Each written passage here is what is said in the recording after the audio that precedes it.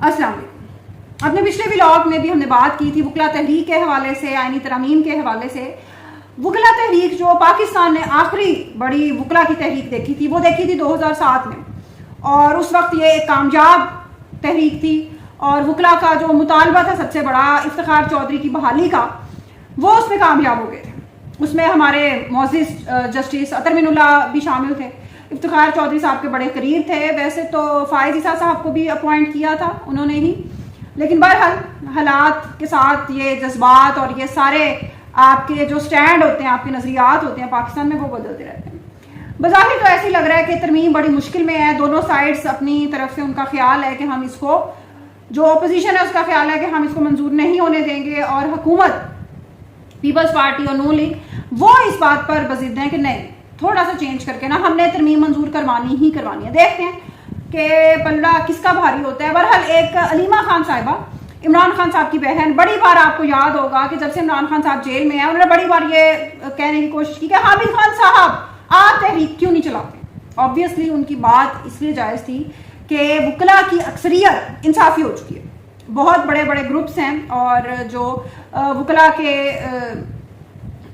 حمایت کرتے ہیں پاکستان تحریک انصاف کی. خاص طور پہ اگر آپ پچھلے الیکشنز کو دیکھیں تو اسد منظور بٹ، جن کے بارے میں سمجھا جاتا ہے کہ ان کا تعلق جماعت اسلامی سے قریب ہے وہ، اور لیکن ان کو جتوانے میں زیادہ جو اہم کردار تھا وہ تھا یہ ہمارے انصافی جو وکلا ہیں. تو آبویسلی وکلا نے اپنے الیکشنز کو دیکھ کر فیصلہ کرنا ہوتا ہے. علیمہ خان صاحبہ نے کافی بار کہا کہ حامد خان صاحب کو کیا وکلا تحریک کا آغاز کریں، لیکن آبویسلی حامد خان صاحب نے بھی اپنے پتے تبھی شو کرنے تھے جب ان کے لیے فائدہ مند ہوتا. آبویسلی کیونکہ عمران خان صاحب کا جو دور حکومت تھا اس میں حامد خان صاحب نے نہ تو کوئی اس طرح ان کو فائدہ مل سکا، بلکہ اکثر جو فواد چودھری اس طرح کے بے شمار لوگ تھے ان کو چھوڑ دیا جاتا تھا کہ حامد خان صاحب کو آپ پڑھ جاؤ. تو ظاہر ہے وہ اپنی مرضی سے اپنی وکیلوں کی سیاست کے حوالے سے فیصلے کریں گے. خاص طور پہ بار کونسل کے انتخابات جو اس سال تو نہیں ہو رہے، اور اس کے بعد ہی وہ سوچیں گے کہ ہمیں اگلے مرحلے پہ ہمیں وکلا تحریک چلانے کی ضرورت بھی ہے یا نہیں ہے. بہرحال اعلان انہوں نے کر دیا اور ان کا کہنا ہی کافی ہے، کیونکہ ان کے ایک اشارے پر آبویسلی وکیل بالکل وکلا تحریک کے لیے تیار ہو سکتے ہیں. اور اب تک یعنی عمران خان صاحب کو جیل میں گئے اتنا عرصہ ہو گیا، انہوں نے کبھی یہ بات نہیں کی. ہمارے بہت سے چونکہ تاریخ ہماری 2022 کے بعد شروع ہوئی ہے اور ہمیں پہلے والے واقعات بھول جاتے ہیں، شارٹ ٹرم میموری لاس بھول جاتے ہیں، تو لوگ بھول جاتے ہیں کہ آج جو حامد خان صاحب جسٹس منصور علی شاہ کی اپوائنٹمنٹ کے ساتھ کھڑے ہوئے ہیں، یہی حامد خان صاحب تھے جو کھڑے تھے قاضی فائز عیسیٰ صاحب کے ساتھ. ان کے ساتھ اس طریقے سے کھڑے تھے کہ جب عمران خان صاحب نے ریفرنس بھیجا تھا اور فائز عیسیٰ صاحب کو عدالت سے، سپریم کورٹ سے ڈی سیٹ کرنے کی، باہر نکالنے کی سازش چل رہی تھی، تو ان کا وکیل کون تھا؟ ان کا وکیل تھا حامد خان. تو حامد خان تب بھی اپنے اصولوں اور نظریات کے ساتھ کھڑا تھا، آج بھی کھڑا ہے بالکل. ہاں، آپ کے سیاسی جماعتوں کے، سیاسی کارکنوں کے نظریات، وقت، حالات اور جذبات بدلتے رہتے ہیں.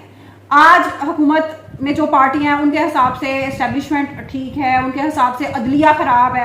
اسی طرح تحریک انصاف کا بھی آپ مولانا فضل الرحمان کا دیکھ لینا کہ مولانا فضل الرحمان جن کو ڈیزل کے نعرے لگوائے جاتے تھے تحریک انصاف کے جلسوں میں، وہی فضل الرحمان صاحب اب اتنے معزز ہو گئے ہیں اور ہنس کے ان سے مل رہے ہیں تحریک انصاف کے لوگ، صرف اس لیے کہ کہیں مولانا نے اگر آئینی ترمیم کے لیے اپنا وزن حکومت کے پلڑے میں ڈال دیا تو پھر ہمارا کیا بنے گا. کیونکہ تحریک انصاف کی تو ساری گیم ہی جو پچھلے 1 سال سے ہے وہ وکلا اور ججز کے پاس پہ چل رہی ہے. تو اگر وہ بھی ہٹ گئے تو پھر پیچھے کیا رہ جائے گا؟ پیچھے کچھ بھی نہیں باقی رہ جائے گا. اچھا، مولانا فضل الرحمان کا آپ یہ ان کو کریڈٹ دیں کہ ٹوٹلی انپریڈکٹیبل، کسی کو نہیں پتا، نہ پیپلز پارٹی کو پتا ہے، نہ نون لیگ کو پتا ہے، نہ تحریک انصاف کو پتا ہے کہ مولانا کس کی سائڈ پہ جائیں گے. صرف مولانا کو پتا ہے. یہ سیاستدان کی بہت بڑی، پاکستانی سیاست میں بہت بڑی خوبی ہے. جو باقی پارٹیز ہیں ان کی سیاست خاص طور پچھلے 1 سال میں بڑی ایکسپوز ہو چکی ہے. پی ٹی آئی کا ہمیں پتا ہے کہ اس نے اس ایشو پہ یہ اس نے کرنا ہے. ویسے تو عمران خان صاحب بھی بڑی انپریڈکٹیبل سیاست ہمیشہ سے کرتے رہے ہیں. اسی طرح نون لیگ اور پیپلز پارٹی جب سے ان کو حکومت ملی ہے یہ بھی بڑی پریڈکٹیبل قسم کی سیاست کر رہے ہیں. آپ کو پتا ہے اب جس طرح بلاول بھٹو نے بات کی کہ یعنی کہ دونوں جو چیف جسٹس ہیں، یعنی ہم عدلیہ کے چیف جسٹس بھی اور آرمی کے چیف جسٹس بھی، ہمیں ان کی عزت بہت عزیز ہے. اور سب سے مزے میں اس وقت شاید پیپلز پارٹی ہے پیپلز پارٹی اپنے پرانے بدلے بھی نکال رہی ہے نون لیگ سے. اب بلاول بھٹو آئے ٹیلی ویژن اسکرینس پہ اور انہوں نے انٹرویوز دیا اور فرمایا انہوں نے کہ ہم تو یہ چاہتے ہی نہیں تھے, ہم تو یہ آئینی ترمیم میں یہ عمر کی جو حد بڑھانے والا مسئلہ ہے یہ تو نون لیگ نے کیا ہے, ہمارا اس مسئلے سے کوئی تعلق نہیں ہے, تو ہمیں نہ آپ اس میں سے نکال دیں, ہمارا کوئی جھگڑا نہیں. پیپلز پارٹی اپنی مرضی کا چیف جسٹس کبھی بھی نہیں لا سکتی, اور خاص طور پہ عدلیہ میں تو اس کی اس طرح پینیٹریشن کبھی بھی نہیں رہی, کبھی بھی اس طریقے سے نہیں رہی. میڈیا میں آپ جانتے ہیں یہ فرنٹ تو ہمیشہ سے ان کے کمزور رہے. نون لیگ کی جو ساری سیاست ہے بدقسمتی سے وہ ایک ہی مدعے پہ آ کے پھنس گئی ہے, اور وہ ہے ہماری مرضی کا چیف جسٹس. جو عمران خان صاحب فرماتے ہیں بہت ساری باتیں نا, ان میں کبھی کبھی کوئی بات ٹھیک بھی ہو جاتی ہے, جس طرح وہ کہتے ہیں امپائر کو ساتھ ملا کے کھیلتے ہیں. یہ اور بات ہے کہ عمران خان صاحب خود بھی امپائر کی انگلی کے چکر میں ہی اور امپائر کو ساتھ ملا کر ہی کامیاب ہوئے تھے. بہرحال تو نون لیگ کا سارا ابھی فوکس صرف اسی چیز پر پھنسا ہوا ہے کہ ہم نے نا بھائی, ہم نے چیف جسٹس اپنی مرضی کا چاہیے, فائز صاحب کو کہیں نہیں جانے دینا, چاہے اس کے لیے کچھ بھی ہو جائے. اور فائز صاحب کے ہم بڑے شکر گزار ہیں. شکر گزار ہم اس لیے ہیں کہ جو تھوڑی سی غلط فہمی پیدا ہو رہی تھی نا کہ بھائی کوئی شخص اس ملک میں سرکاری نوکری والا کوئی شخص, جس طرح کوئی جج ہے, کوئی جرنیل ہے, وہ کبھی بھی اپنے اصولوں کے لیے کوئی سٹینڈ لے سکتا ہے. وہ فائزہ صاحب نے پچھلے 1 سال میں ہماری غلط فہمی بڑے اچھے طریقے سے دور کی. تو منصور علی شاہ صاحب کے ساتھ بھی جو امیدیں ہیں دیکھ لیتے ہیں وہ بھی کیسی ہوتی ہیں پوری یا نہیں, کیونکہ بظاہر تو ایسا ہی لگ رہا ہے کہ منصور علی شاہ صاحب کا رستہ روکنا مشکل ہوتا جا رہا ہے. کیونکہ اب آپ دیکھیں کہ اعظم نذیر تاڑر صاحب اپنی طرف سے جو یہ ان کا اور محسن نقوی کا برین چائلڈ تھا, یہ ساری جو آئینی ترمیم کا مسئلہ چل رہا ہے, نہیں کامیاب ہو سکے نا. آپ فضل الرحمان کو کنونس کرنے میں, مولانا فضل الرحمان کو کنونس کرنے میں آپ ناکام ہوئے. آپ ان کے ساتھ پراپر کمیونیکیشن نہیں کر سکی نون لیگ, کیونکہ نون لیگ نہیں کرنا تھا. اب بلاول بھٹو جو پی پی ایک اس سسٹم میں ایک اتنی بڑی سٹیک ہولڈر نہیں ہے, اسی طرح ان کے پاس ایک حکومتیں ہیں جس طرح مطلب پی ٹی آئی سسٹم میں ہے, تو بلاول بھٹو کو جانا پڑ رہا ہے بار بار. اور نواز شریف صاحب نے یہ زحمت گوارا نہیں کی کہ وہ اس ساری سچویشن میں کوئی ایکٹیو رول پلے کر سکتے, حالانکہ انہیں کرنا چاہیے تھا. لیکن وہ بھی شاید یہ نہیں چاہتے کہ شہباز شریف کی حکومت کامیاب ہو جائے, حالانکہ مریم نواز کی حکومت بھی اسی وفاقی حکومت کے ساتھ جڑی ہوئی ہے. بہرحال سیاست میں یہ چیزیں ہوتی ہیں. اچھا, اس کے بعد ایک اور چیز ہوئی مین وائل, اور اچھا اس پہ میں نے کمنٹس لوگوں کے میں بڑے حیران کن قسم کے. افغانستان کا اب تو آپ جانتے ہی ہیں کہ افغانستان کے جو سفارتکار, تو خیر ان کو نہیں کہنا چاہیے, تو کیونکہ ان کے پاس نہ تو پاسپورٹ ہے اور نہ ہی وہ کوئی افغانستان کو کسی ملک نے تسلیم کیا ہوا ہے جو ان کو ہم ڈپلومیٹس کے بارے میں ان کو کہہ کر ریفر کریں. تو کونسل جنرل وہ موجود تھے پختونخوا میں ایک تقریب میں, جہاں علی امین گنڈا پور صاحب ہمارے چیف منسٹر وردی پختونخوا کے وہ بھی موجود تھے, اور ترانے کے احترام میں وہ کھڑے نہیں. اور پھر انہوں نے ایک چھوٹی سی وضاحت کر دی کہ ہم میوزک تھا اس لیے ہم کھڑے نہیں. 2 باتیں ہیں اس میں. ایک تو ہمارے کئی بڑے عقل مند لوگوں نے اس پہ فرمایا کہ جی کیا ہو گیا اگر کھڑے نہیں ہوئے تو.